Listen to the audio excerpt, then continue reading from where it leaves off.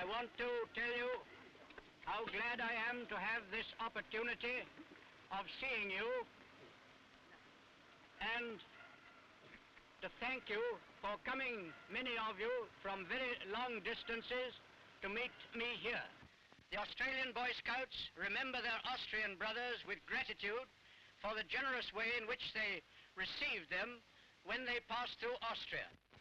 It is a grand thing to see this brotherhood now spreading all over the world, where we have nearly 3 million boys and girls, all friends with one another in the 45 different countries.